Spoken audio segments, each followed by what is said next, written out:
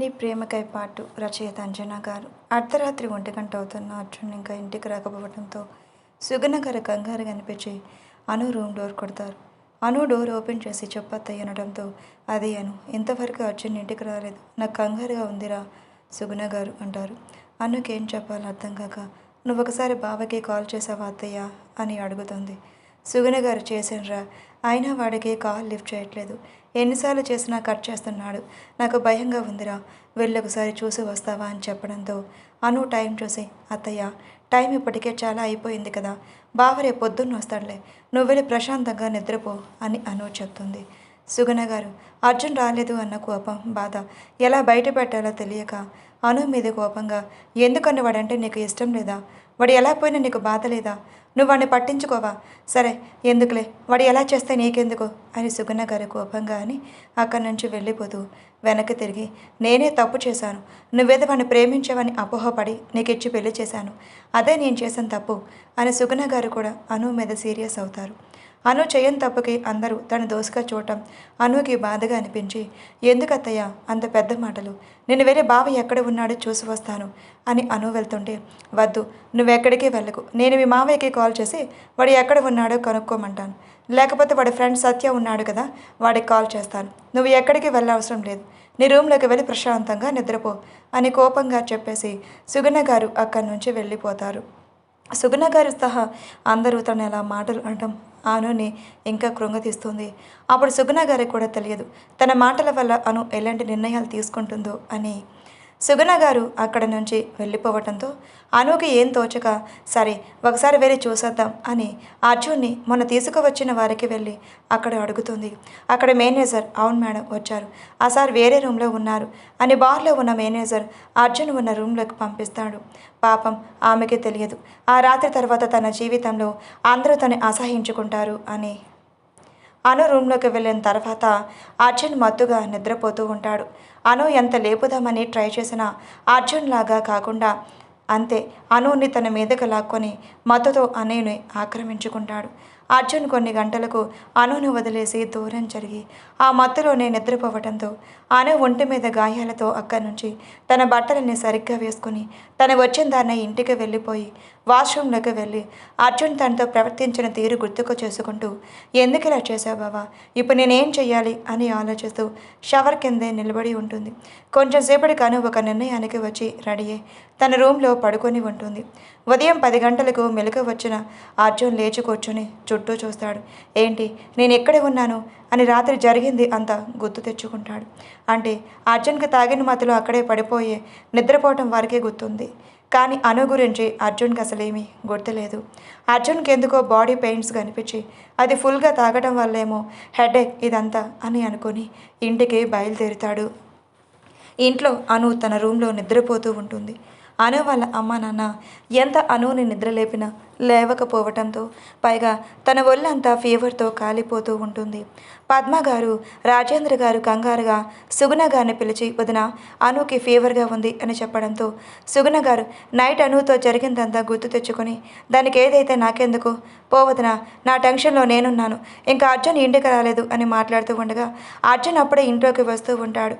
అది గమనించిన సుగుణ గారు అర్జున్ దగ్గరికి వెళ్ళి, నాన్న అర్జున్ ఇప్పుడు ఎలా ఉంది నీకు, ఎక్కడికి వెళ్ళావు అని సుగుణ గారు కంగారుగా అడుగుతారు.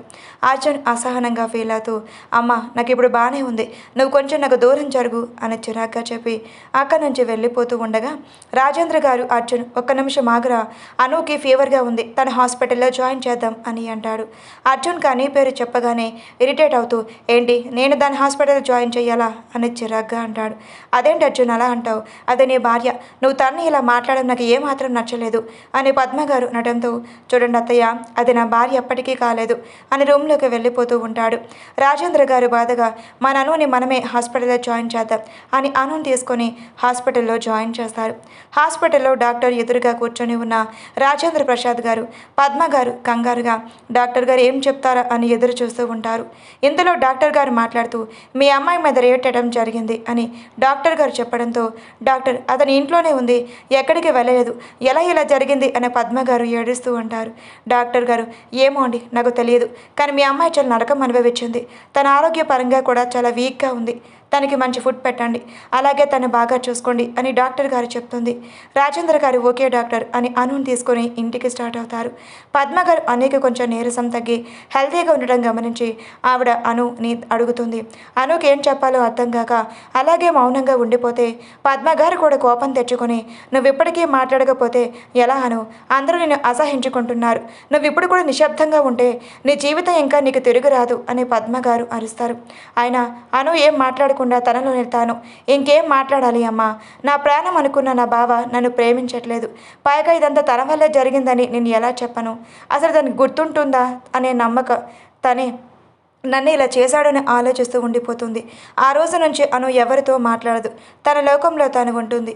3 నెలల తర్వాత అను తన రూమ్లో నుంచి బయటకు వస్తే సడన్గా తన కళ్ళు తిరిగి పడిపోతూ ఉండగా అదే టైంకి అర్జున్ కిందకు వస్తూ అను కింద పడిపోవడం చూసి గబగబా ఫాస్ట్గా వెళ్ళి అనుని కింద పడేయకుండా పట్టుకుని తన్ని అలాగే సోఫాలో కూర్చోబెడతాడు.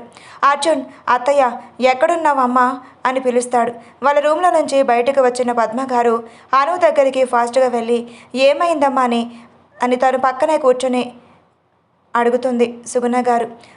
సుగుణ గారు మాత్రం అనుని దూరం నుంచి చూస్తూ ఏముంటుంది, తిండి తిందో ఏమీ తినదు, ఏదో ఆరోగ్యం తెచ్చుకొని ఉంటుంది, అందుకే ఎప్పుడు ఇలా ఉండేది, ఎప్పుడు చూడు ఎలా ఉందో అని అనుని డెప్పు పొడుస్తూ ఉంటారు. సుగుణ మాటలు గత 3 నెలలుగా అనుకు అలవాటు అయిపోవడంతో తను పెద్దగా పట్టించుకోకుండా ఏం కాలేదమ్మా, కొంచెం కళ్ళు తిరిగినట్టుగా అనిపించే అంతే అని అను రూమ్లోకి వెళ్ళడానికి మళ్ళీ పైకి లేచి మళ్ళీ కళ్ళు తిరగటంతో సోఫాలో కూర్చుండిపోతుంది. పద్మగారు కంగారుగా అర్జున్ ఒకసారి డాక్టర్కి ఫోన్ చేయవా ప్లీజ్ అని అడగటంతో అర్జున్ డాక్టర్కి ఫోన్ చేస్తాడు. డాక్టర్ ఒక 20 నిమిషాలకు చేరుకుని అనుకి చెక్ చేసి షీఈస్ ప్రెగ్నెంట్ అని అందరితో చెప్తుంది.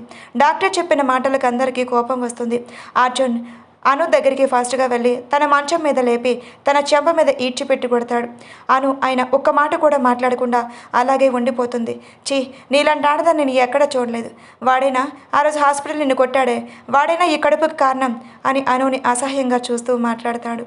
ఆయన అను ఏం మాట్లాడకుండా అలాగే తల వంచుకొని ఉండటంతో సుగుణ గారికి కోపం వచ్చి, నీలాంటి దరిద్రపు దాన్ని నా ఇంటి కోడలుగా చేసుకున్నాను, మేనకోడలు కదా, ఏదో నా కొడుకును బాగా చూసుకుంటావని నీకు ఇచ్చి పెళ్లి చేశాను, కానీ నువ్వు ఇలాంటి పాడు పని చేస్తావని నాకు తెలియదు అని సుగుణ గారు చేదరింపుగా మాట్లాడతారు. అర్జున్ కోపంగా అనుని మెడపెట్టి బయటకు గెంటేస్తాడు.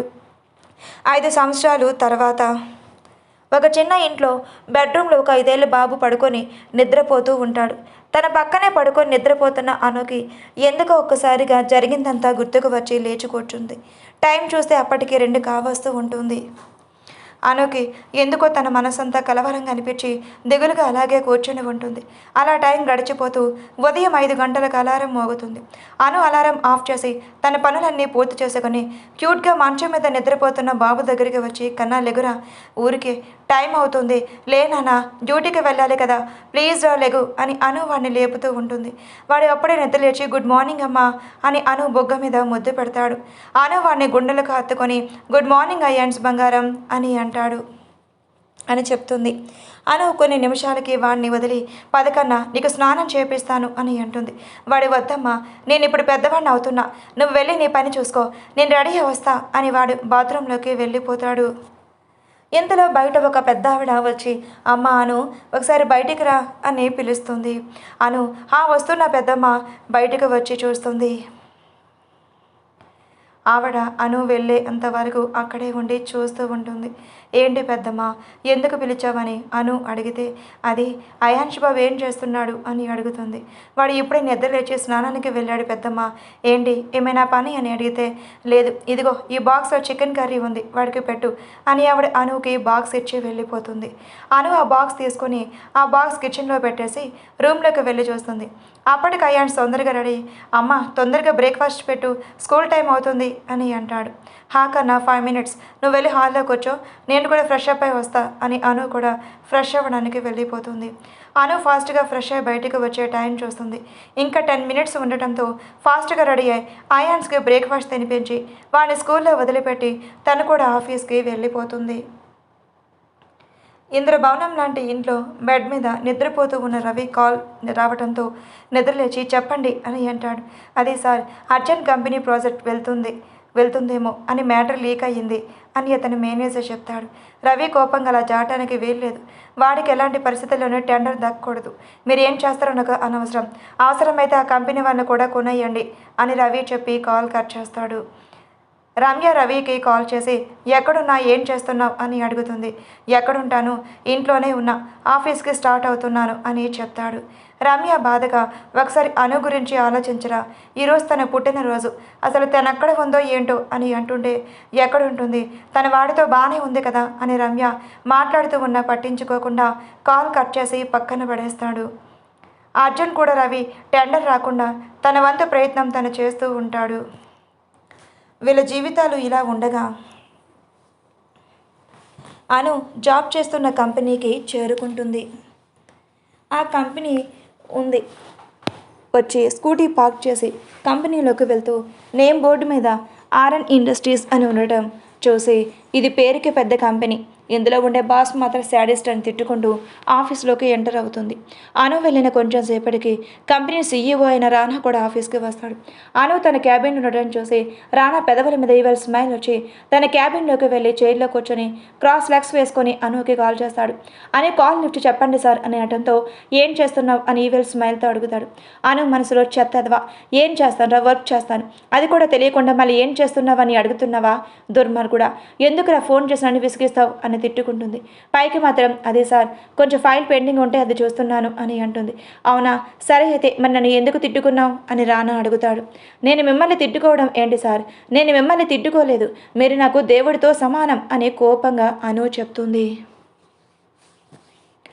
సరే, ఆ ఫైల్ తీసుకొని నా క్యాబిన్కి రా, ఈ రూమ్లోనే వర్క్ చేయొద్దు అని రానా అనుని పిలుస్తాడు. ఎందుకు సార్, పర్వాలేదు, నేను ఫైల్ కంప్లీట్ చేసుకొని వస్తాను అని చెప్పడంతో ఈ కంపెనీ సీఈఓ నువ్వా నేనా, ఏదో నువ్వు నా బాస్ లాగా నాకు ఆర్డర్ వేస్తున్నావు, నోరు మూసుకొని చెప్పిన వర్క్ చేయి అని రానా సీరియస్గా అనడంతో అను చేసేదేం లేక రానా క్యాబిన్లో కాల్ ఇచ్చుకుంటూ వెళ్తుంది. మన రానా విషయానికి వస్తే 6 అడుగుల ఎత్తుకు తగ్గ బరువుతోటి అందంగా అమ్మాయిని ఆకర్షించే రాజకుమార్ లాగా ఉంటాడు. రానా అమ్మ నాన్న చిన్నప్పుడే చనిపోవడంతో వాళ్ళ తాతయ్య రానాని పెంచుతారు. చిన్నప్పటి నుంచి కష్టాలు చూసిన రానాకి ఎదుగుదల ఇంపార్టెంట్ అని నిర్ణయించుకొని 5 years బ్యాక్ కంపెనీ స్టార్ట్ చేసి నెంబర్ 1 టాప్ పొజిషన్లో కంపెనీని నిలబెడతాడు. రానా కంటే మిగిలింది ఉన్నది వాళ్ళ తాతయ్య, ఇంకా అతని బెస్ట్ ఫ్రెండ్ సిద్ధు. వీళ్ళే అతని ప్రపంచం. అను ఆఫీస్కి ఇంటర్వ్యూకి వచ్చిన తొలి రోజే అనుతో ప్రేమలో పడతాడు. కానీ ఆ విషయం రానా చెప్తే తను ఎలా రిసీవ్ చేసుకుంటుందో అని రానా అనుతో తన ప్రేమ విషయం చెప్పకుండా తన మనసులోనే ప్రేమిస్తూ ఉంటాడు తననే. అను తన క్యాబిన్లోకి వచ్చి చెప్పండి సార్, ఏంటి కాల్ చేశారు అని అంటుంటే నీ కాల్లోనే చెప్పాను కదా నేను ఇక్కడ వర్క్ చేయమని అని రానా సీరియస్గా అంటాడు. అను కొంచెం కోపంగానే విసుక్కుంటూ వెళ్ళి అక్కడ ఉన్న చైర్లో కూర్చుని తను వర్క్ చేస్తూ ఉంటుంది. రానా వర్క్ చేస్తూ మధ్య మధ్యలో అను వంక చూసి ఇంత ముద్దుగా ఎలా పుట్టావే అని తన మనసులో తానే అనుకుంటాడు. అను మాత్రం రానా చూపులు అసలు పట్టించుకోకుండా తన వర్క్లో తను బిజీగా ఉంటుంది. ఇంతలో మేనేజర్ వచ్చి సార్, మీరు మీటింగ్కి యూరోప్ వెళ్ళాలి అని చెప్పడంతో ఓకే నువ్వు వెళ్ళు అని మేనేజర్ని పంపించేసి గెట్ రెడీ అను, మనం యూరోప్ వెళ్ళడానికి సిద్ధంగా ఉండు అని రానా చెప్తాడు. అది సార్, నాకని ఏదో చెప్పబోతూ ఉండగా నీ పర్సనల్స్ నాకు అనవసరం అను, నువ్వు నాతో యూరోప్ వస్తున్నావు అంతే అని రానా చెప్పేసి అక్కడి నుంచి వెళ్ళిపోతాడు. అను కోపంగా రానాని తిట్టుకుంటూ ఏంటి అసలు వీడు నా మాట వినడా, ఇప్పుడు చూడు నన్ను వీడు సొంతంలాగా అనుకొని మాట్లాడుతూ ఉంటాడు అని అనుకుంటూ సడన్గా అర్జున్ గుర్తుకు రాగానే తన మనసంతా బాధగా అనిపించి రానాకి మెయిల్ చేసి అక్కడి నుంచి ఇంటికి వెళ్ళిపోతుంది. రాజేంద్ర గారు అని మీద ఉన్న దిగులతో హార్ట్అటాక్ తెచ్చుకొని హాస్పిటల్లో అడ్మిట్ అవుతారు. పద్మగారికి ఎవరికి సహాయం చేసేవాళ్ళు లేకపోవడంతో తనేం చెయ్యాలో తెలియక అలాగే ఉండిపోతుంది. పద్దుగారు అన్నయ్యకి ఎంత కాల్ ట్రై చేసినా సుగుణ గారు కాల్ లిఫ్ట్ చేసి నువ్వు మాకు కాల్ చేయొద్దు, ఎన్నిసార్లు చెప్పాలని సీరియస్గా మాట్లాడతారు.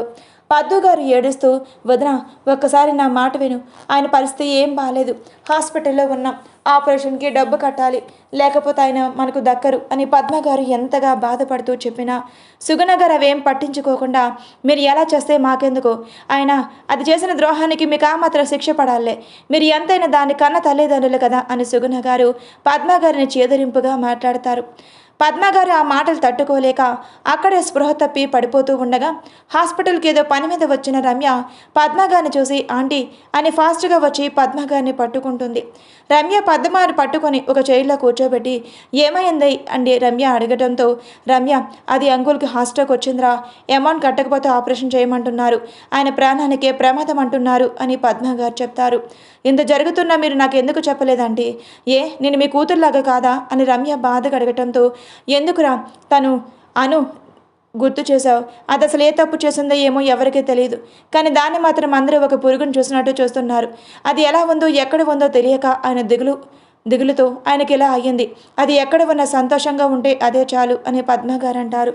రమ్య బాధగా, ఆ రోజు అది నాకు కూడా చెప్పకుండా ఎక్కడికి వెళ్ళిందో కూడా అర్థం కావట్లేదండి, కనీసం అది ఈరోజు నన్ను కలిసైనా ఉంటే నేను తను ఎక్కడికి వెళ్ళనిచ్చేదాన్ని కాదు, అసలు ఇప్పుడు అది ఎన్ని ఇబ్బందులు ఉందో బిడ్డను పెట్టుకొని నలుగురితో ఎన్ని మాటలు పడుతుందో అని రమ్య దిగులుగా అంటుంది. ఇంట్లో రవి కాల్ చేయడంతో ఎక్కడున్నావు అని అడుగుతాడు. నేను హాస్పిటల్లో ఉన్నాను అని రమ్య చెప్తుంది. హాస్పిటల్లా, ఏమైంది, నువ్వెందుకు హాస్పిటల్కి వెళ్ళావు అని రవి సీరియస్గా అడుగుతాడు. అదేం లేదు రవి, అమ్మకి మెడిసిన్స్ తీసుకోవడం కోసం వచ్చాను, ఇంతలో పద్మ అంటే కనిపిస్తే మాట్లాడుతున్నా, అంకుల్కి హార్ట్ అటాక్ వచ్చిందంట అని రమ్య చెప్తుంటే రవి సీరియస్గా, వాళ్ళు ఎలా పోతే మనకెందుకు, నువ్వు ముందు అర్జెంటుగా ఇక్కడికి రా, ఆఫీస్లో అర్జెంట్ వర్క్ ఉంది అని రవి సీరియస్గా రమ్య మీద అరుస్తాడు.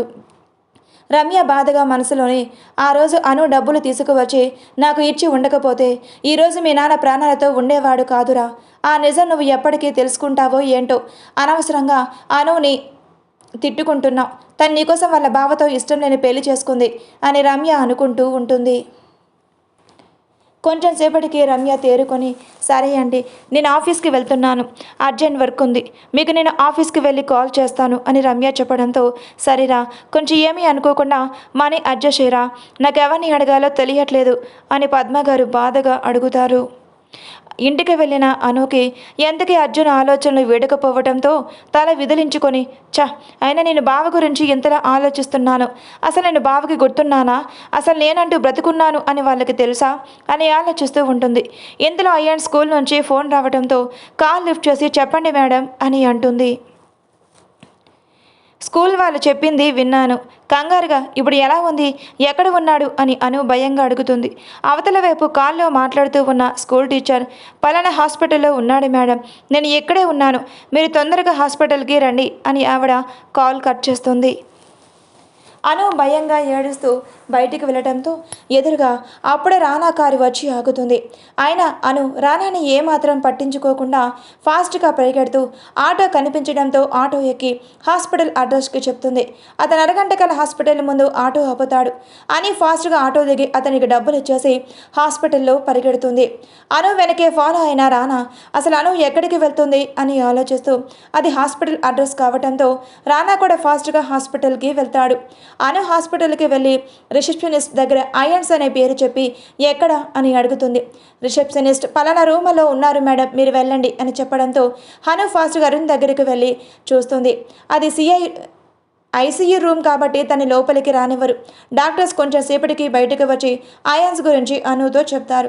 అను వెనకే వచ్చిన రానా రిసెప్షనిస్ట్ దగ్గరికి వచ్చి తనేమి అడిగిందో కనుక్కొని రానా కూడా అక్కడికి వెళ్ళి చూస్తాడు. అను ఎందుకు ఏడుపు ఆపకుండా అలాగే ఉండటంతో రానా అనుని కదిలించాలి అని అనుకోకుండా అలాగే ఉంటాడు. డాక్టర్ చెప్పింది రానా కూడా విని ఆశ్చర్యపోతాడు. రానాకి అను గురించి తెలియదు, ఎందుకంటే తనకి ఒక కొడుకు ఉన్నాడు అని అను ఎప్పుడూ రానాకి చెప్పలేదు. అలాగే రానా కూడా అను గురించి ఎంక్వైరీ చేయలేదు. అను డాక్టర్స్ని నేను ఒకసారి బాబుని చూడవచ్చా అని అడగటంతో తప్పకుండా, ఒక అరగంటలో మేము బాబుని రూమ్కి షిఫ్ట్ చేస్తాం, మీరు వెళ్ళి అక్కడ చూడండి అని చెప్పడంతో అను వెయిట్ చేస్తూ ఉంటుంది. బాబుని రూమ్కి షిఫ్ట్ చేస్తున్న తర్వాత అనుకి చెప్పడంతో అను ఫాస్ట్గా అయాన్స్ ఉన్న రూమ్ దగ్గరికి వెళ్ళి కన్నా అని ఏడుస్తూ వాని గుండెలకు హత్తుకుంటుంది. రానా అదంతా చూస్తూ కూడా అసలు అతను చూస్తుంది నిజమేనా అని అలాగే ఆలోచనలో ఉండిపోతాడు. అయాన్స్ తన ముద్దు మాటలతో అమ్మ నాకేం కాలేదు, నన్ను చూడు నేను బాగానే ఉన్నాను, ఏదో నాకు స్కూల్లో తల తిరిగినట్టుగా అనిపించింది అంతే, టీచర్స్ ఇక్కడ జాయిన్ చేసింది, అంతకు మించి ఏం జరగలేదు, నువ్వు కంగారు పడకు, నువ్వు ఇలా ఏడిస్తే నేను చూడలేను అని అయాన్స్ అను కన్నీళ్లను తుడుస్తాడు. అను మనసులోనే అందరూ ఉన్న అనాథను చేశాన్రా, నాకు ఉన్నది నువ్వు ఒక్కడివే. నీకేదైనా అయితే నేను తట్టుకోలేను. అందుకే చిన్నప్పటి నుంచి నేను ప్రాణాలు కాపాడుకుంటూ వస్తున్నాను. కానీ నీకు ఏ చిన్న హెల్త్ ఇష్యూ వచ్చినా అది చాలా ఎఫెక్ట్ అవుతుందని నువ్వు పుట్టినప్పుడే డాక్టర్ చెప్పటం వల్ల నేను నిన్ను కనీసం కోపడట్లేదు అని అను మనసులోనే బాధగా అనుకుంటుంది. అయాన్ ఎంత మాట్లాడాలని ట్రై చేసినా అను మాట్లాడకుండా ఏదో ఆలోచిస్తూ ఉంటుంది. అయాన్స్ని అనుని చూసి బాధగా అనిపించి, అమ్మ నాతో మాట్లాడవా అని అలిగినట్టు బొంగమూతి పెడతాడు. రియాన్స్ మాటలకు అను చిన్నగా నవ్వుతుంది. వీళ్ళ ఇద్దరిని రూమ్ డోర్ దగ్గర నుంచే చూస్తూ ఉన్న రానాకి మైండ్ అస్సలు పనిచేయటం లేదు. రానా ఆలోచిస్తూ, అనుకి పెళ్ళయిందా? కొడుకు కూడా ఉన్నాడా? మరి తన మెడలో తాళం లేదు, కాలికి మెట్టెలు లేవు, అసలు పెళ్ళైన అమ్మాయిలాగే లేదు అని అనుకుంటూ ఉంటాడు. రానా తన ఆలోచనలన్నీ పక్కన పెట్టి కోపంగా అను దగ్గరికి వెళ్ళి తన చెయ్యి పట్టుకొని పైకెలాగి ఈడ్చిపెట్టి తన చెంప మీద కొడతాడు. సడన్గా ఎవరు వచ్చి అలా చెయ్యి లాగటంతో అను బిగుసుకుపోయి అలాగే ఉంటుంది. ఇంతలో రానా అని కొట్టడంతో అక్కడే ఉన్న అయాన్స్ భయపడిపోయి అమ్మ అని అరుస్తాడు. అను కంగారుగా కొట్టిందెవరు అని చూస్తూ ఉంటుంది. ఎదురుగా రానాను చూసి భయపడిపోయి అయాన్స్ని దగ్గర తీసుకొని, ఏం కాలేదు నాన్న, నేను ఆఫీస్లో వర్క్ చేయకుండా ఇంటికి వచ్చేసాను, అందుకే సార్ నన్ను కొట్టారు, నువ్వేం కంగారు పడకు అని అయాన్స్కి నచ్చ చెప్తూ రానా వైపు చూసి, ప్లీజ్ మీరు బయట వెయిట్ చేస్తారా అని అడుగుతుంది. రానా కోపంగా బయటికి వెళ్ళిపోయి ఉంటాడు. అను కొంచెంసేపు నిద్రపోకన్నా నేను ఇప్పుడే వస్తాను అని అయాన్స్కి చెప్పి బయటికి వెళ్ళి రానా ఎదురుగా నిలబడి, ఇప్పుడు మీరు నన్ను ఎందుకు కొట్టారు సార్ అని అడుగుతుంది. రానా కోపంగా అను చేయి పట్టుకొని విసురుగా లాక్కొని, ఎవరూ లేని ప్లేస్లో వదిలేసి ఎందుకు కొట్టానో తెలియదా అని అడుగుతాడు. అను ఆశ్చర్యంగా తెలియదు అని తల ఊపడంతో రానా కోపంగా, నేను నిన్ను లవ్ చేస్తున్నాను అని పెద్దగా అరుస్తాడు. అను భయపడిపోయి, ప్లీజ్ సార్ మీరు ఎలా మాట్లాడకండి, నాకు ఆల్రెడీ ముందే పెళ్ళయింది అని అను చెప్తుంది. రానా సైడ్ స్మైల్తో, నీకు ముందే పెళ్ళయితే నీ మెడలో తాలేది, కాళ్ళకి మెడ్డలేవి అని అడుగుతాడు.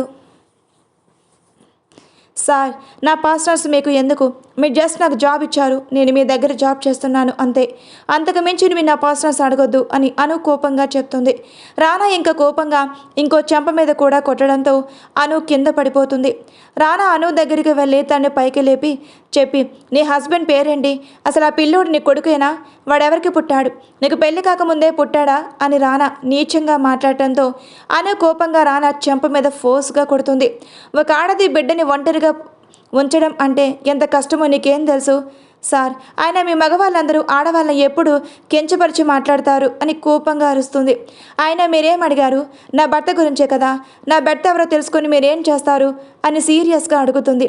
రానా అంతే కోపంగా అను వైపు చూస్తూ ఉంటాడు. అను ఏమాత్రం భయపడకుండా రానా వైపు కోపంగా చూస్తూ, సరే చెప్తా వినండి, నా భర్త పేరు అర్జున్ అని చెప్తుంది.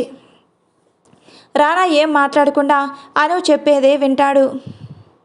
మీకు తెలుసు కదా అర్జున్ ఇండస్ట్రీస్, మీరు ఎప్పుడు ఆ కంపెనీ టాప్ చేయాలని చూస్తూ ఉంటారు కదా, ఆ కంపెనీ సీఈఓనే నా హస్బెండ్ అని అను చెప్తుంది. రానా సీరియస్గా చూస్తూ, నిజమా, నమ్మాలా అని అడుగుతాడు. అను ఇంకా కోపంగా, మీరు నమ్మితే ఎంత, నమ్మకపోతే ఎంత అని అంటుంది. మరి అర్జున్ మీ హస్బెండ్ అయితే నువ్వు ఇక్కడ ఎలా ఉంటున్నావు, అది నీ బిడ్డతో ఒంటరిగా అని రానా అడుగుతాడు. అను జరిగింది మొత్తం రానాకి చెప్తుంది. ఇప్పుడు చెప్పండి సార్, నేను చేసింది తప్పుందా, అసలు నాది ఏ తప్పు లేకుండా అందరూ నన్ను ఎంత నీచంగా మాట్లాడారో అని అను ఏడుస్తూ చెప్తుంది. అప్పటి వరకు అను మీద ప్రేమ పెంచుకున్న రానా ఆ క్షణమే అను వేరొకరి భార్య అని తెలిసి తన మీద గౌరవం తప్ప ప్రేమ అనే అక్షరమే లేకుండా రానా తన మనసుని తానే మార్చుకోవాలి అని నిర్ణయం తీసుకున్నాడు. మరి ఇప్పుడు ఏం చెయ్యాలనుకుంటున్నావు, నీ హస్బెండ్ దగ్గరకు వెళ్ళవా, మరి నీ కొడుకు లైఫ్ లాంగ్ ఇలా నువ్వు నీ కొడుకుని ఒంటరిగా ఉండాలని అనుకుంటున్నావా అని రానా అడుగుతాడు. అను విరక్తిగా ఒక నవ్వు నవ్వి, గమ్యమే తెలియని నా జీవితానికి ప్రయాణం ఎటువైపు కూడా నాకు తెలియదు సార్, ఆయన నా మీద ప్రేమతో ఎప్పుడు మాట్లాడలేదు, నేను మా బావని ఎంత ప్రేమించినా ఆయనను కనీసం ఒక మనిషిగా కాదు కదా, ఒక పురుగును చూసినట్టు చూశాడు, పైగా నేనంటే ఎంత ఇష్టం ఉన్నా నా ఫ్రెండ్ రవి వాడు కూడా నా ఫీలింగ్స్ని అర్థం చేసుకోకుండా వాడి ఇష్టం వచ్చినట్లు మాట్లాడాడు, వీళ్ళ ఇద్దరికి నేను ఎంత ఇంపార్టెన్స్ ఇచ్చాను సార్, కానీ వీళ్ళు నన్ను ఒక బజారు దానిలాగా చూశారు, నా లైఫ్ ఎటు సాగితే అటే వెళ్తాను అని స్ట్రాంగ్గా చెప్తుంది. రానా బాధగా అను వైపు చూసి, మరి ఇప్పుడు అర్జున్ నీ లైఫ్లోకి వచ్చి జరిగిన మిస్టేక్ సారీ చెప్తే నువ్వు తను యాక్సెప్ట్ చేస్తావా అని అడుగుతాడు. అది జరగని పని అని అను విరక్తిగా నవ్వి అక్కడి నుంచి అయాన్స్ దగ్గరకు వెళ్ళిపోతుంది. అర్జున్ని అనుని ఎలాగైనా కలపాలి అని రానా బలంగా నిర్ణయించుకొని అక్కడి నుంచి వెళ్ళిపోతాడు. అర్జున్ ఒక పబ్లో కూర్చొని తాగుతూ ఉంటాడు. ఇంతలో అర్జున్ దగ్గరికి ఒక అమ్మాయి వచ్చి అర్జున్కి తన చెయ్యి అందించి డ్యాన్స్ చేద్దామా అని అడుగుతుంది. అర్జున్ అమ్మాయి చేయి పట్టుకొని స్టేజ్ మీద తీసుకువెళ్ళి తనతో డ్యాన్స్ చేస్తూ ఉంటాడు. అర్జున్ కొంచెంసేపు ఆ అమ్మాయితో డ్యాన్స్ చేసి అక్కడ ఉన్న సోఫాలో కూర్చుంటాడు.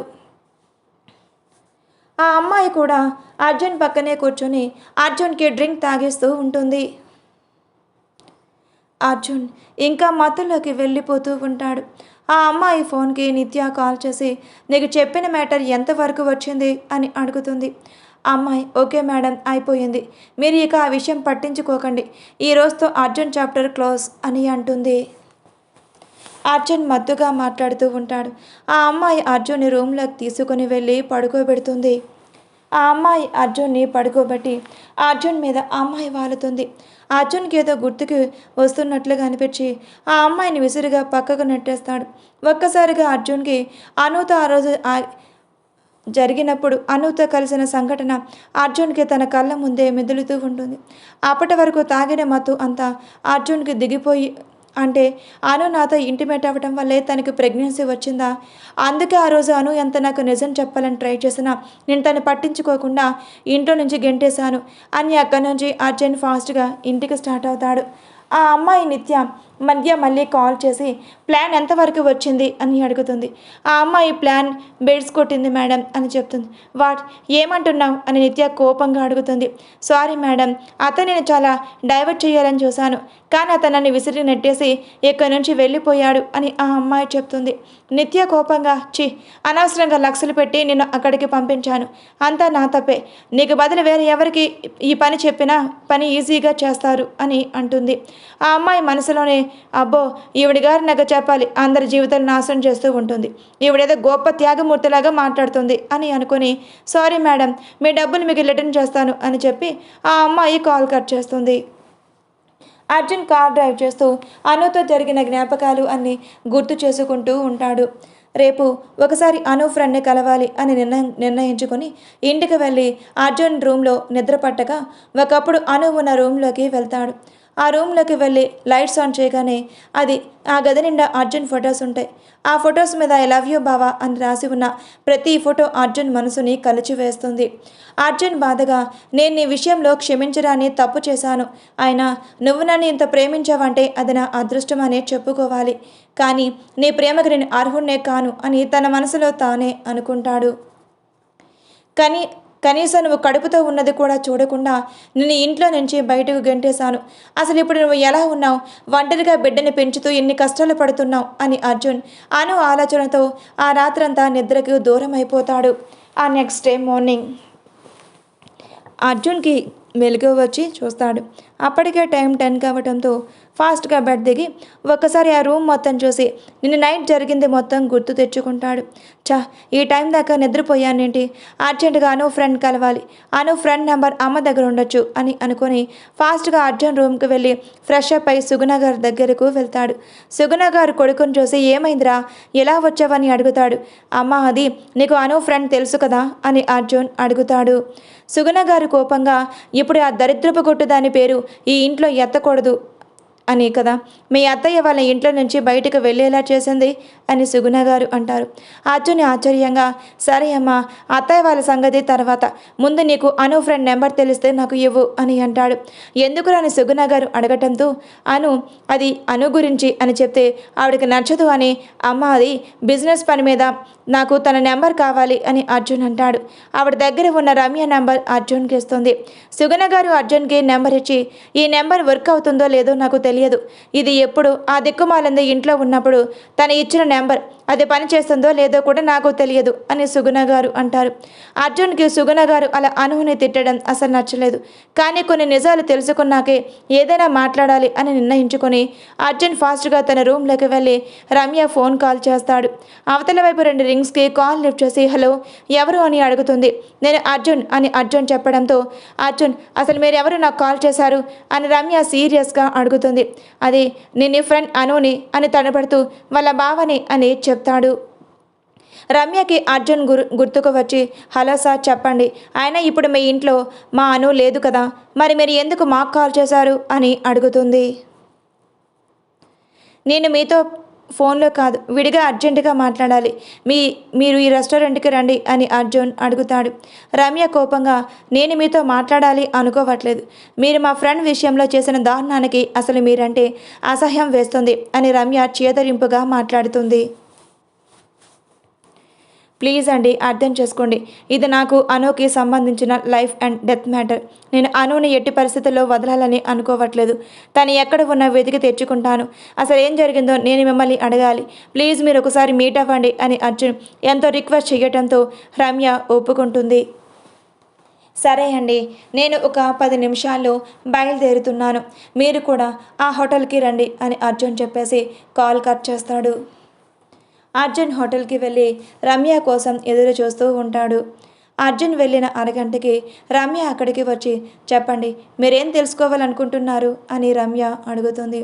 అర్జున్ ఇప్పుడు నేను అడిగే క్వశ్చన్స్కి అన్నిటికీ మీరు ఆన్సర్ ఇవ్వండి ప్లీజ్, అది ఒక్కటే నాకు చాలు అని అంటాడు. రమ్య సరే చెప్తాను, కానీ మీరు మళ్ళీ దాని జీవితంతో ఆడుకోకండి, అది ఇప్పటికే చాలా కోల్పోయింది, అసలు ఎక్కడ ఉందో కూడా అర్థం కావట్లేదు అని అంటుంది. సరే చెప్పండి మీరేం తెలుసుకోవాలనుకుంటున్నారు అని రమ్య అడుగుతుంది. సరే అండి అని అర్జున్ తల ఊపుతాడు. రమ్య కొంచెం సేపు ఆలోచించి సరే అడగండి అని అంటుంది. అర్జున్ తడబడకుండా రవికి అనుకి మధ్య రిలేషన్ ఏంటి అని అడుగుతాడు. రమ్య కోపంగా అర్జున్ వైపు చూసి మీకు అను మీద అనుమానం వచ్చింది కాబట్టి చెప్తున్నాను, రవి అనుని ప్రాణం కంటే ఎక్కువగా ప్రేమించాడు, కానీ దానికి మీరంటే ఇష్టంతో రవిని రిజెక్ట్ చేసింది, మిమ్మల్ని తన చిన్నప్పటి నుంచి ఇష్టపడుతుంది అని రమ్య చెప్తుంది. మరి ఆ రోజు హాస్పిటల్లో ఎందుకు రవి అనుని కొట్టాడు అని అడుగుతుంది. రవి అనుని ఎందుకు కొట్టాడంటే తనని లవ్ చేస్తున్నట్టు అను కూడా తెలుసు, కానీ రవి మీ గురించి చెప్పినప్పటికీ వాళ్ళ నాన్నకి హార్ట్ అటాక్ వచ్చింది, దానికి ట్రీట్మెంట్ కోసం తను చాలా ట్రై చేసింది, 50 lakhs వరకు మిమ్మల్ని కూడా అడిగింది కదా అని రమ్య గుర్తు చేస్తుంది. అవును అన్నట్టుగా తల ఊపుతాడు. రమ్య మళ్ళీ మాట్లాడుతూ సడన్గా నాకు ఫోన్ చేసి నాకు మా బావతో పెళ్లి జరుగుతుంది, మా బావ 50 lakhs ఇచ్చారు, నువ్వు రవి వాళ్ళ నాన్న ట్రీట్మెంట్కి ఇవ్వు, నేను తర్వాత హాస్పిటల్కి వస్తాను అని చెప్పి నాకు కాల్ చేసింది. నేను ఆ రోజు రిజిస్టర్ ఆఫీస్కి వచ్చాను, కానీ దాని ఫేస్లో మిమ్మల్ని పెళ్లి చేసుకున్నట్లు సంతోషం నాకు కొంచెం కూడా కనిపించలేదు. జీవితం మీద విరక్తి కూడిన ఒక నవ్వుని సైలెంట్గా ఊరుకుంది. అర్జున్ అగ్రిమెంట్లో రాసిన కండిషన్స్ అను మనసు అప్పటికే చనిపోయింది. మీ పెళ్ళైన తర్వాత అను హాస్పిటల్కి వచ్చింది. పెళ్లి కూతురు డ్రెస్సులో చూసిన రవికి ఆ మెడలో పచ్చని పసుపు తాడు కనిపించేసరికి కోపంగా అనుని కొట్టి తనని మోసం చేసింది అనుకుని తన ఇష్టం వచ్చినట్లు మాట్లాడాడు. అప్పటి వరకు రవి మనసులో అనుస్థానం ఏంటో మీకు తెలుసా? ఒక దేవతలా చూసుకున్నాడు. అలాంటి అనుని మీరు వాడి చేత కొట్టించారు. ఇప్పుడు వాడు అను పేరు ఎత్తితేనే అసలు తన అంటేనే విరక్తిగలాగా ఇష్టం వచ్చినట్టు మాట్లాడుతున్నాడు, అది కూడా మీ వల్లే అని రమ్య కోపంగా అంటుంది. అర్జున్ తన మనసులో తానే అనుకి క్షమాపణ చెప్పుకుంటూనే ఉంటాడు. రమ్య చూడండి అర్జున్ గారు, నేను తను నా ఫ్రెండ్ అని మీకు చెప్పట్లేదు, కానీ తను చాలా మంచి అమ్మాయి, ఏ కల్మషం ఉండదు, చిన్నపిల్ల మనస్తత్వం, తనకి మీరంటే ప్రాణం. కానీ మీరేమన్నారు, ఏం చేస్తారో తెలియదు, కానీ పెళ్లి తర్వాత నుంచి తను చాలా మారింది. ఉన్నట్టుండి నాకు కాల్స్ కూడా చేయటం మానేసింది. సడన్గా మీరు ఇంటి నుంచి పంపించేశారో చూసారా, అప్పటి నుంచి అసలు తను ఎక్కడ ఉందో ఎలా ఉందో అని నేను పర్సనల్గా ఎంత వెతికించినా తన జాడ కూడా నాకు ఇంతవరకు దొరకలేదు. కానీ తనకి ఏదైనా అయ్యిందంటే మాత్రం ఆ పూర్తి బాధ్యత మీదే, కానీ మీరు జీవితాంతం నరకం అనుభవిస్తారు. అసలు ప్రశాంతత అనేది మీ జీవితంలో ఉండదు. అలాంటి మంచి అమ్మాయిని మీరు బాధలు పెట్టినందుకు అని అంటుంది. రమ్య వెళ్తూ మీకు ఇంకొక మాట చెప్పాలి అని అడుగుతుంది. అర్జున్ ఏంటి అన్నట్టు రమ్య వైపు చూడటంతో అదే మీరు అను వాళ్ళ పేరెంట్స్ని ఇంటి నుంచి పంపించేశారు కదా అని అంటుంది. అర్జున్కి రమ్య ఏం మాట్లాడుతుందో అర్థం కాక అలాగే ఉండిపోతాడు. ఏంటి మీకు అర్థం కాలేదా? అదే మీ అమ్మగారు అను వాళ్ళ అమ్మగారు నాన్నగారిని ఇష్టం వచ్చినట్లు అవమానించి కూతురికి జరిగిన అవమానానికి ఆ కన్న తండ్రికి ఏం చేయాలో తెలియక తన గుండె నొప్పితో హాస్పిటల్లో ఉన్నారు. కనీసం ట్రీట్మెంట్కి డబ్బులు కూడా లేని పరిస్థితిలో వాళ్ళని మీరు ఉంచారు అని రమ్య అంటుంది. అర్జున్ ఆశ్చర్యంగా ఎప్పుడు వాళ్ళు ఎక్కడ ఉన్నారు అని అడుగుతారు. చూసారా, కనీసం నేను మీకు గుర్తు చేసేదాకా మీ అత్తమామ ఎక్కడ ఉన్నారో కూడా మీకు తెలియదు. సరే, అను అంటే మిస్టేక్ చేసిందని అనుకోవచ్చు, వాళ్ళేం పాపం చేశారు అని రమ్య అడిగింది.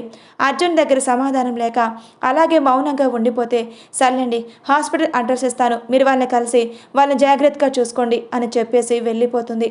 అర్జున్ తన మనసులోనే నేను ఎందుకు ఇంత మూర్ఖంగా అనే విషయంలో ప్రవర్తించాను, అసలు నాకే ఎందుకు ఇలా జరుగుతుంది అని ఆలోచిస్తూ అక్కడే చైర్లో కూర్చొని ఉంటాడు.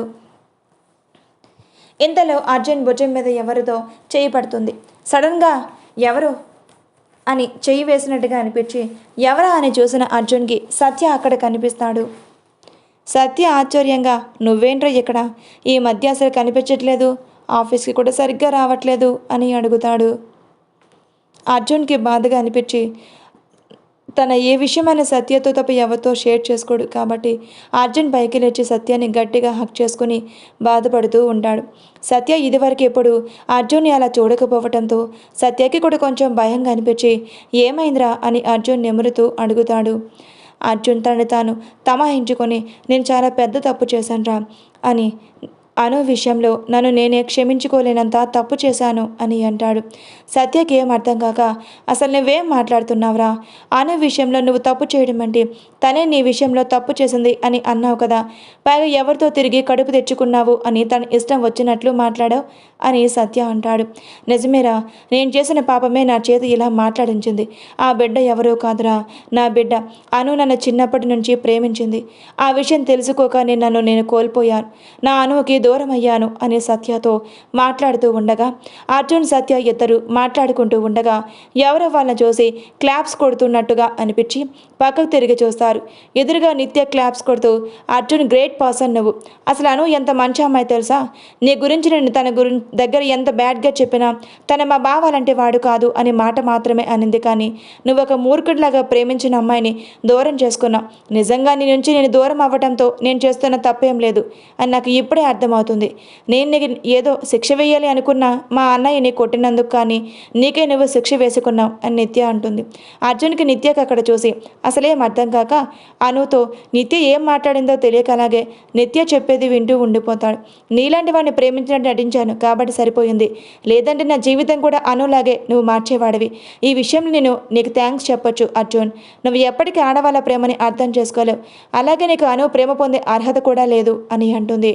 నిత్య ఇన్ని మాట్లాడుతూ ఉన్న అర్జున్ కనీసం నోరు తెరిచి ఒక మాట కూడా మాట్లాడటం లేదు. సత్యకి కోపంగా అనిపించి అసలు నీ వల్లే వాడు ఇలా తయారయ్యాడు, నువ్వే వాడిని మోసం చేయకుండా ఉంటే అనుకి ఈ పరిస్థితి వచ్చేదే కాదు అని సత్య అంటాడు. చూడు సత్య, వీడు చేసిన దానికి నేను ప్రతీకారం తీర్చుకున్నాను. వీడు మా అన్నయ్యనే కొట్టాడు, పైగా మా కంపెనీ షేర్స్ దెబ్బతినేలా చేశాడు. అందుకే నేను వీడి మీద పగతో ఇలా చేశాను. కానీ అను ఏ పాపం చేసింది? అర్జున్ ఎందుకు తన జీవితం నాశనం చేశాడు? అదే ప్లేస్లో నేను కనుక ఉండుంటే ఈ పాటికి ఎలా ఉండేదో అలా ఉండేది.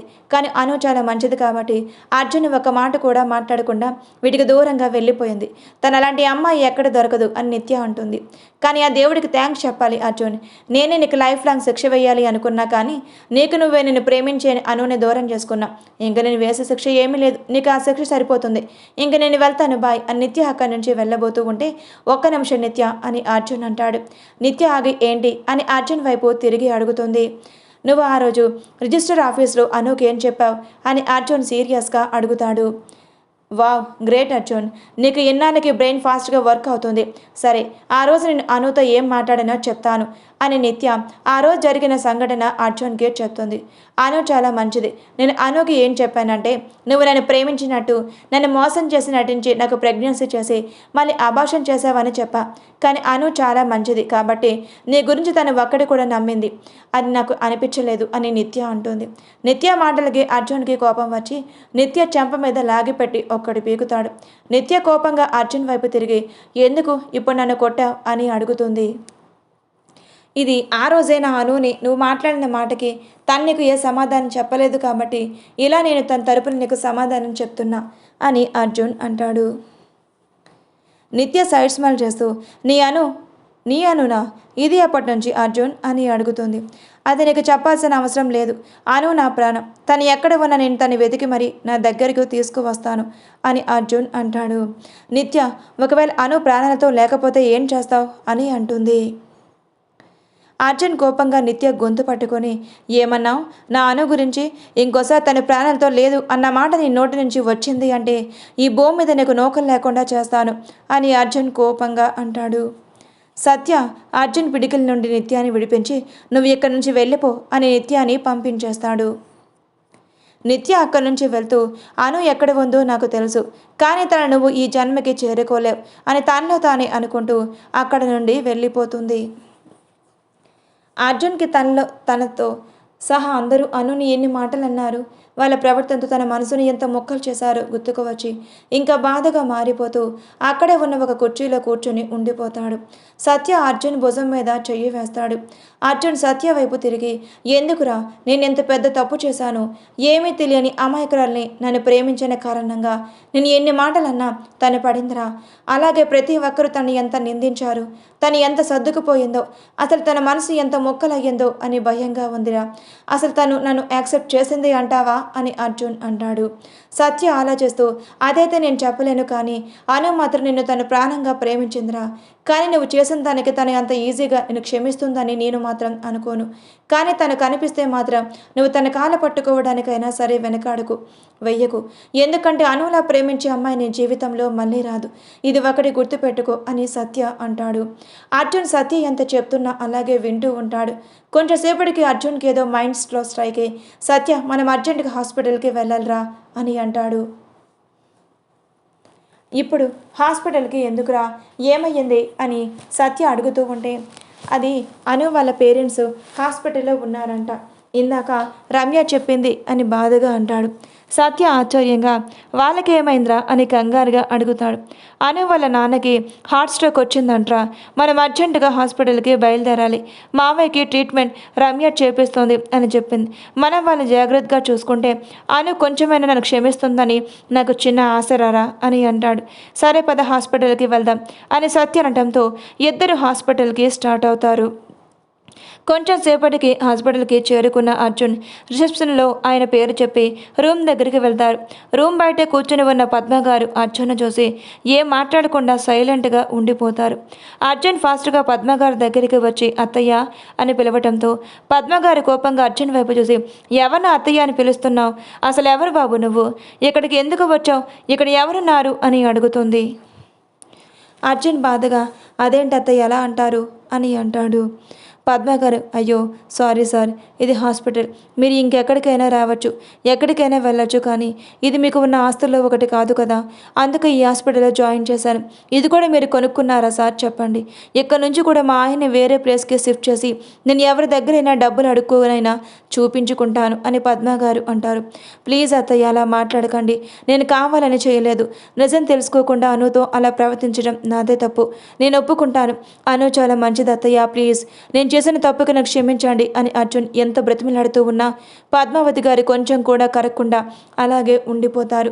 ఇంతలో నర్స్ అక్కడికి వచ్చి మేడం ఈ టాబ్లెట్స్ తీసుకురండి అని చెప్పడంతో ఓకే అండి అని ఆ స్లిప్ తీసుకోబోతుండగా అర్జున్ స్లిప్ తీసుకొని నేను వెళ్ళి మెడిసిన్స్ తీసుకువస్తాను అని అక్కడి నుంచి వెళ్తూ ఉంటే పద్మావతి గారు అర్జున్ చేయబట్టుకొని ఆపేసి ఆ స్లిప్ తీసుకొని నువ్వు మాకు చేసిన మేలు చాలా అర్జున్, ఇంకా ఇంతకు మించి నువ్వు మాకేం చేయవలసిన అవసరం లేదు అని అంటారు.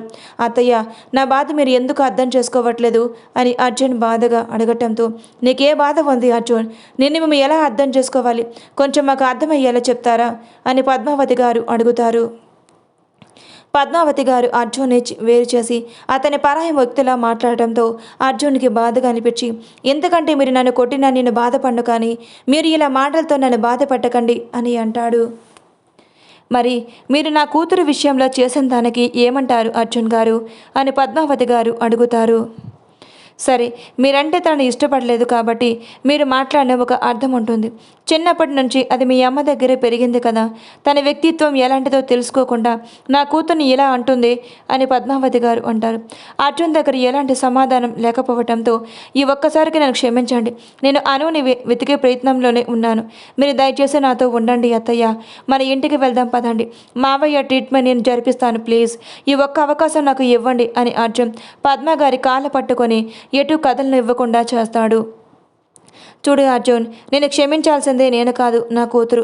అది నీ దగ్గర ఉండి నేను క్షమిస్తాను అంటే అప్పుడు మేము నీతో ఉండటానికి మాకు ఎలాంటి అభ్యంతరం లేదు అని పద్మ గారు చెప్పేసి మెడిసిన్స్ తేవడానికి వెళ్తారు. నేను చేసిన తప్పుకి మీరందరూ అంత తొందరగా నన్ను క్షమిస్తారని నేను అనుకోవట్లేదు. కానీ నా అను కోసం నేను ఏమైనా చేస్తాను అని అర్జున్ మనసులోనే బలంగా నిర్ణయించుకుంటాడు. రమ్య ఆఫీస్కి వచ్చేసరికి రవి కోపంగా ఉంటాడు. మేనేజర్ రమ్య ఎదురుగా వచ్చి, మేడం, సార్ మీరు వస్తే తొందరగా క్యాబిన్కి రమ్మని చెప్పారు. పైగా ఈరోజు ఎందుకో సార్ కోపంగా ఉన్నారు అని చెప్పేసి వెళ్ళిపోతాడు. రమ్య ఆలోచిస్తూ ఎందుకు రవి కోపంగా ఉన్నట్టు అని క్యాబిన్లోకి వెళ్ళి, ఏమైంది రవి, ఎందుకు కోపంగా ఉన్నావు అని అడుగుతుంది. రవి కోపంగా, నువ్వు ఎక్కడికి వెళ్ళావు అని అడుగుతాడు. రమ్య తడబడుతూ అది ఫ్రెండ్ని కలవడానికి వెళ్ళాను అని చెప్తుంది. రవి, నిజం చెప్పు రమ్య, నువ్వు కూడా అనులాగా నన్ను చీట్ చేయాలి అనుకుంటున్నావా? నువ్వు ఎవరిని కలిసి వస్తున్నావు? తెలియనంత చిన్న పిల్లవాడిని అయితే కాదు. మరీ అదిగా చెప్పు, నువ్వు అర్జున్ని కలవడానికి ఎందుకు వెళ్ళావు అని రవి అడుగుతాడు. ఇంతలో మేనేజర్ ఫైల్స్ తీసుకొని క్యాబిన్లోకి వస్తాడు. రవి కోపంగా మేనేజర్ వైపు చూడటంతో, అది సార్ అర్జెంట్ ఫైల్, ఇది మనం సబ్మిట్ చేస్తే మనకు ఆ ప్రాసెస్ సక్సెస్ అవుతుంది అని మేనేజర్ చెప్పడంతో, అక్కడ పెట్టేసి నువ్వు బయటికి వెళ్ళు అని రవి సీరియస్గా చెప్తాడు. మేనేజర్ ఫైల్ అక్కడ పెట్టేసి ఫాస్ట్గా అక్కడి నుంచి వెళ్ళిపోతాడు. చెప్పు రమ్య, నువ్వు అర్జున్ని కలవడానికి ఎందుకు వెళ్ళావు అని రవి కోపంగా అడుగుతాడు. రమ్యకి ఏం చెప్పాలో అర్థం కాక, అది రవి అని తడబడుతూ ఉండగానే, చూడు రమ్య, ఇప్పటి వరకు అని మాత్రమే నన్ను మోసం చేసింది అని అనుకున్నా. నువ్వు కూడా నన్ను మోసం చేయాలని చూడకు. నువ్వు అర్జున్ని ఎందుకు కలిసావు అది మాత్రమే నాకు నిజం చెప్పు అని సీరియస్గా అడుగుతాడు. అది అను గురించి అడగటానికి వెళ్ళాను. అను ఎక్కడ ఉందో తెలుసుకుంటారని వెళ్ళాను. తను చూసి చాలా సంవత్సరాలు అయిపోయింది. రవి, అను చాలా మంచిదిరా. నీకెందుకు తను తప్పు చేసిందని అనుకుంటున్నావు? అసలు అను అలా చేయడానికి కారణం కూడా నువ్వే అని రమ్య చెప్పబోతూ ఉండగా, ఇంక చాలా ఆపు రమ్య అని రవి కోపంగా అక్కడ టేబుల్ మీద ఉన్న ఫైల్స్ అన్నీ విసిరేస్తాడు. రవి కోపంగా, ఇంక చాలు, ఇంక దాని బదులు నా దగ్గర చేయకు. అసలు అదేం చేసిందని, అదంటే నీకు అంత ఇష్టం అని రవి పెద్దగా అరవడంతో అప్పటి వరకు రమ్య తనలతోని అణుచుకున్న కోపం అంతా బయటపడుతుంది. రమ్య కోపంగా రవి చెంప మీద ఈడ్చిపెట్టి కొట్టి, అసలు తను ఏం చేసిందో తెలుసా? నీకోసం వాళ్ళ బావని పెళ్లి చేసుకొని నరకం అనుభవించింది. ఆమె వాళ్ళ బావని ప్రేమించింది నిజమే, కానీ దాని తర్వాత అర్జున్ కొన్ని అగ్రిమెంట్స్ రాపించుకోవటం వల్ల అనుకి అతని మీద ఇష్టం పూర్తిగా పోయింది. కానీ అర్జున్ని పెళ్లి చేసుకుంటేనే మీ నాన్న హార్ట్ ఆపరేషన్కి డబ్బులు ఇస్తాను అని చెప్పాడంట. కనీసం తన జీవితం నాశనం అయిపోయినా పర్వాలేదు, మీ నాన్న ప్రాణాలతో ఉంటాడు అని చెప్పి అర్జున్ని పెళ్లి చేసుకోవడానికి ఒప్పుకుంది. ఈ విషయం నీకు తెలియక ఇన్ని సంవత్సరాలు నువ్వు తనని అసహించుకుంటున్నా. అసలు అను లాంటి అమ్మాయి మనకి ఫ్రెండ్గా దొరకటం మన అదృష్టం. తన ఫస్ట్ నుంచి నాతో చెప్తూనే ఉంది, నిన్ను మా బావని ప్రేమిస్తున్నాను అని. కానీ నీ ప్రవర్తన అనుకి చెప్పాలంటే భయం వేసింది, ఎక్కడ ఫ్రెండ్షిప్ కోల్పోతుందో అని. తీరా తను డేట్ చేసి నీతో విషయం చెప్పడానికి వచ్చినప్పుడు మీ నాన్నకి హార్ట్ స్ట్రోక్ వచ్చి హాస్పిటల్లో జాయిన్ చేశారు అని రమ్య కోపంగా అంటుంది. రవికి రమ్య ఏం చెప్తుందో అర్థం కాక, అసలు ఏం మాట్లాడుతున్నావు నువ్వు? నా గురించి తను పెళ్లి చేసుకోవడం ఏంటి? అది మా నాన్న ప్రాణాలు కాపాడటం కోసం అని రవి ఆశ్చర్యంగా అడుగుతాడు. రమ్య అను గురించి మొత్తం రవికి చెప్తుంది. రవి, ఇప్పుడు అర్థమవుతుంది అతను అను విషయంలో ఎంత పెద్ద తప్పు చేశాడు అని. కానీ తీరా తను నిజం తెలుసుకునేసరికి అను వాళ్ళ మధ్య లేకపోవడంలో రవి అక్కడికక్కడి మోకాళ్ళ మీద కూలబడి, నేనెందుకు ఇలా అను విషయంలో చేశాను? అసలు నిజం తెలుసుకోకుండా తను నిందించాను. ఆయన తను నా కోసం తన జీవితాన్ని నాశనం చేసుకుంది. నిజంగా అను చాలా గ్రేట్ కదా రమ్య. తన ఫ్రెండ్షిప్ ఇచ్చిన విలువ, తన జీవితం కానీ తన గురించి ఏమీ తెలుసుకోకుండా తను ఎన్ని మాటలు అన్నానో కదా అని రవి అంటాడు. రవి, ఇప్పుడు నువ్వు బాధపడటం సొల్యూషన్ కాదు. అను ఎక్కడ ఉందో మనం వెతకాలి. అసలు తను ఒంటరిగా బిడ్డను పెట్టుకొని ఎలా బతుకుతుందో నాకు అర్థం కావట్లేదు అని రమ్య బాధగా అంటుంది. రవి కొంచెంసేపటికి తను తమాయించుకొని, ఎందుకు నువ్వు అర్జున్ని ఎందుకు కలవడానికి వెళ్ళావు అని అడుగుతాడు. చెప్పాను కదా, అర్జున్ కూడా నీలాగే మూర్ఖంగా దాని విషయంలో ప్రవర్తించాడు. ఇప్పుడు అది ఎక్కడ ఉందో తెలుసుకోవటానికే తన ప్రయత్నాలు చేస్తున్నాడు. కానీ మీరిద్దరూ దాని జీవితంలో చేసిన దానికి అది గట్టిగా పగ తీర్చుకుంటుంది. దానికి మాత్రం నేను తనకి హెల్ప్ చేస్తాను అని రమ్య అంటుంది. అర్జున్తో పాటు అను ఎక్కడ ఉందో మనం కూడా తెలుసుకుందాం అని రవికి తెలిసిన కొంతమందికి కాల్ చేసి అను ఫోటో పంపించి చెప్తాడు. రమ్య రవి వైపు ఆశ్చర్యంగా చూస్తూ ఉంటుంది. రవి రమ్యని గమనించి, ఏమయ్యింది, ఎందుకని ఆశ్చర్యంగా నా వైపే చూస్తున్నావు అని అడుగుతాడు. నీకు అను అంటే పడదు కదా, మరలాంటప్పుడు అను ఫొటోస్ నీ దగ్గర ఎలా ఉన్నాయి అని అంటుంది. రవికి ఏం చెప్పాలో అర్థం కాక తలబడుతూ, అవి ఎప్పటి ఫొటోస్, నేను డిలీట్ చేయడం మర్చిపోయాను అని రవి నోటుకొచ్చిన అబద్ధాన్ని చెప్పేస్తాడు. రమ్య సీరియస్గా రవి వైపు చూస్తూ, నాకు తెలుసులేరా, నువ్వెంకానూ నేను మర్చిపోలేదని అని అంటుంది. నేను నిజంగా అనుని మర్చిపోలేదు, కానీ తను నన్ను మోసం చేసింది అన్న ప్రేమలో ఇన్నాళ్ళు బ్రతికాను భ్రమలో. కానీ తను నన్ను ఒక ఫ్రెండ్ లాగా చూసిందని ఇప్పుడు నాకు తెలిసింది. కానీ తను ఎక్కడ ఉన్నా వెతికి తీసుకొస్తాను అని రవి తన మనసులోనే అనుకుంటాడు.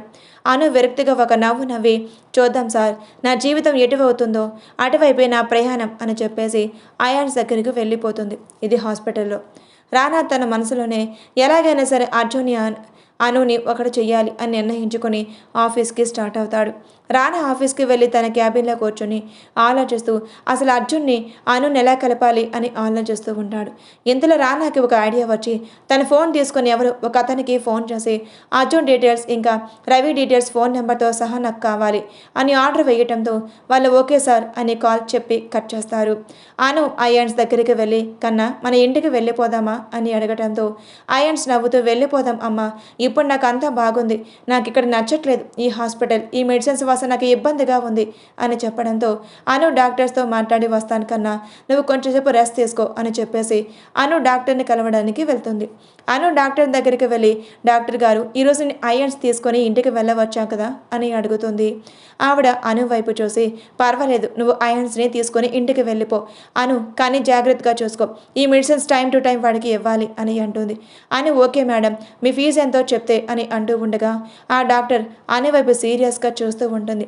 అను తడబడుతూ అలాగే చూడటంతో ఆవిడ నవ్వేస్తూ, సర్లే తీస్తే వద్దు, కానీ వాడికి వెళ్ళేటప్పుడు ఫ్రూట్స్ తీసుకొని వెళ్ళు, నేను సాయంత్రం ఇంటికి వచ్చి కలుస్తాను అని అంటుంది. అనుకి ఫీజు కట్టకుండా ట్రీట్మెంట్ ఇప్పించడం ఇష్టం లేదు.